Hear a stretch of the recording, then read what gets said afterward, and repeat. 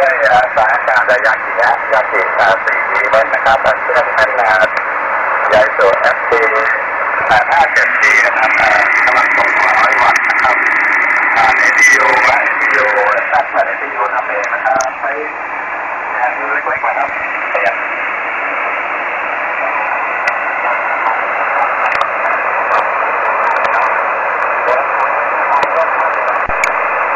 ตามเลย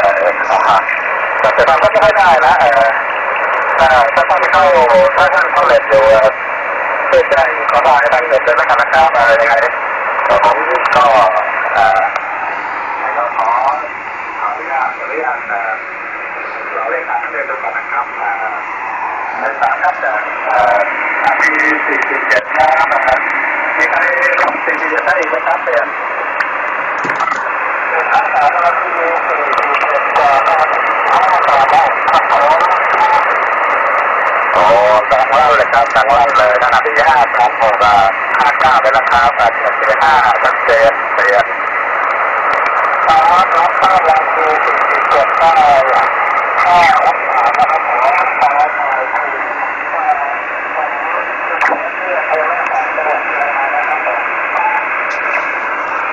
าบเลยโอ้มาดีนะครับตอนนี้มากันใหญ่เลยนะครับเป็นใหม่เป็นค่าเองมาเป็นผมชัดเจนแล้วครับ